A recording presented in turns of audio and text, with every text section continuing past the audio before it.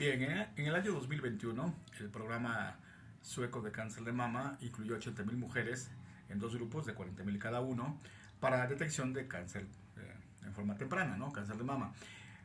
Un grupo era liderado por una inteligencia artificial. Estamos hablando que el estudio fue del 2021 al 23, antes de ChatGPT, así que se imaginarán cómo están las cosas porque Suecia está en un programa masivo de IA, robótica y genética aplicada a la salud. Entonces, básicamente fue un programa antes de ChatGPT en el cual había historia clínica, había una mastografía y la persona, en este caso, en el grupo de 40.000 mujeres era la inteligencia artificial que dividía a las mujeres en una escala del 1 al 10, donde 1 eran las que tenían mínimo riesgo casi nulo y 10 eran las que tenían mayor riesgo. Del 1 al 9, la I era la que decía el diagnóstico y en el 10 participaba un radiólogo, un experto humano. En el otro grupo era básicamente el radiólogo experto, la mastografía y la historia clínica. Los resultados fueron sorprendentes. El grupo de la IA básicamente tuvo, digamos, dos puntos en relación al grupo nada más liderado por el experto humano.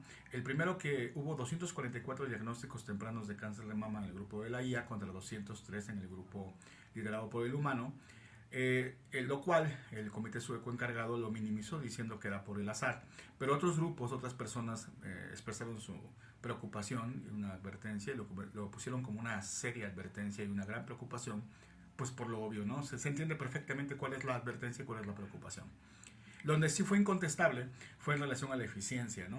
Mientras que la IA, el grupo de la IA con el experto humano o los expertos humanos que trabajaron con ella, solamente hicieron 46.000 revisiones de la mastografía, es decir, eran 40.000 mujeres cada una con su mastografía, por lo cual se deduce que hubo 6.000 mastografías que fueron revisadas de nuevo, cuando menos, y en el otro grupo fueron 83.000, es decir, había casi el doble, ¿no? O sea, y entonces se considera que básicamente el grupo de la IA tuvo más eficiencia y que los radiólogos que trabajaron con la IA pues trabajaron menos, 44% menos. ¿A qué va todo esto? Bueno, el mastógrafo es complejo, eso nadie lo duda, pero el resonador magnético es mucho más complejo. Los que se han hecho una resonancia estarán de acuerdo conmigo. Y es un triunfo de la humanidad en relación a que es el trabajo conjunto donde han trabajado diferentes grupos matemáticos, químicos, físicos, ingenieros, todos, para llegar a algo tan maravilloso como es hacer un resonador. Y todo empezó con Fourier, allá por las series de Fourier allá por la época de Napoleón, hasta llegar aquí ya con la inteligencia artificial en los nuevos resonadores después de ChatGPT. Entonces, estos resonadores como tal tienen algoritmos de una gran precisión, muy robustos, aprendizaje profundo, redes neuronales, de las cuales platicaremos en algún momento ya con mucho detenimiento porque es un tema muy extenso, y también aplicaciones matemáticas que la IA puede utilizar para mejorar la matemática del ojo humano. Y bueno, ¿qué es esto de la matemática del ojo humano? Pues básicamente es que todos vemos con cierta matemática, o sea, fondo, color, textura, digamos, variaciones, pequeños detalles, todo eso lo vemos y es cuando fijamos nuestra vista en un objeto complejo, todo eso lo aplicamos y sin querer hacemos derivaciones sin darnos cuenta, hacemos integraciones sin darnos cuenta, aplicamos la transformada de Fourier sin darnos cuenta. Entonces las IAs actuales pueden utilizar otras aplicaciones matemáticas para mejorar incluso esa matemática del ojo humano, que es muy probable que tenga que ver con el resultado que acabamos de comentar. Entonces básicamente vamos a hablar de 4 aplicaciones. La primera aplicación tiene que ver en relación al cerebro. O sea, el cerebro, de todas las resonancias, las más impresionantes son las cerebrales. Tan es así que los episodios de House así empezaban con un cerebro, una resonancia magnética, y estamos hablando de hace 17 años, ¿no?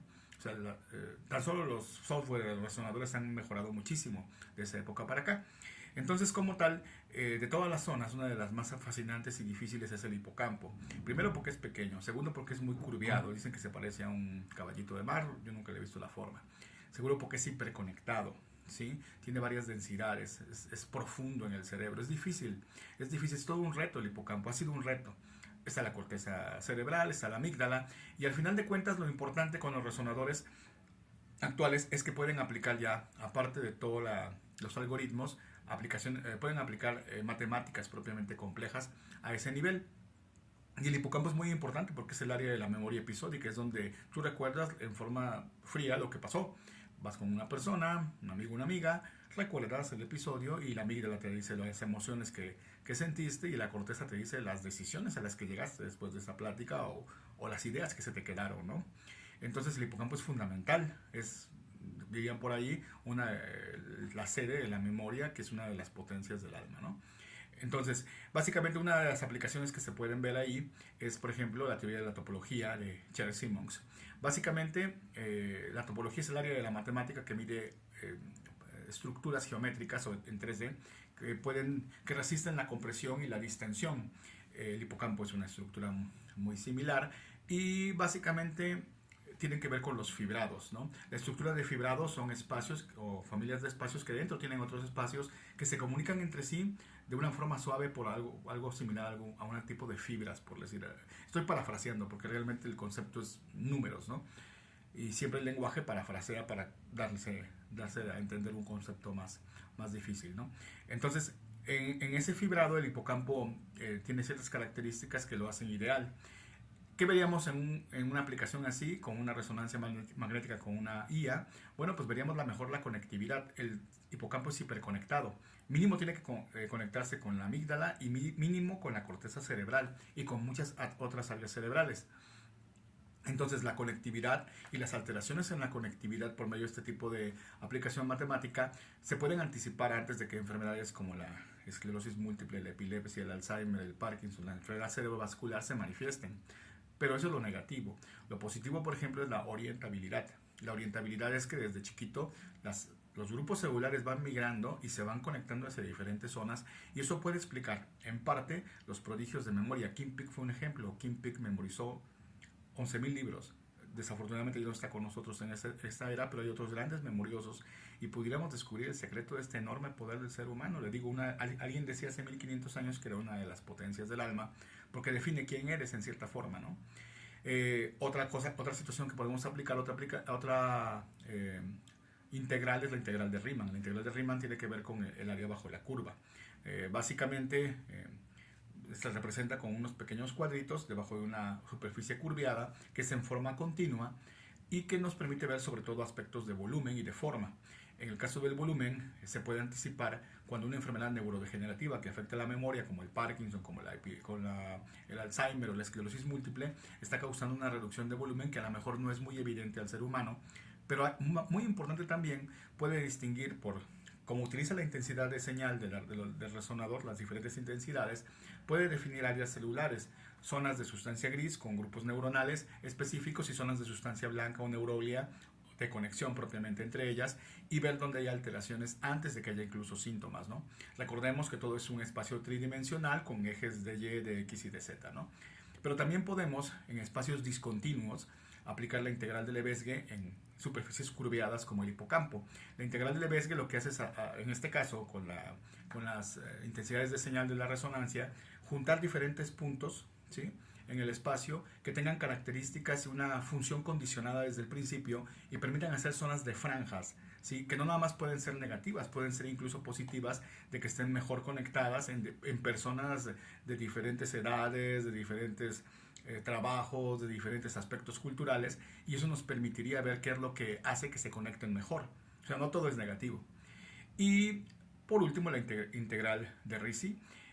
Básicamente me diría que es una variedad de la integral de Riemann que mide un poquito más rápido, por decir así, el volumen total, pero también ve aspectos de la curvatura en relación a patrones anómalos en la curvatura antes de que se deforme clásicamente, por decir así, que el experto humano se dé cuenta que hay alteraciones en el hipocampo por las enfermedades que acabamos de mencionar.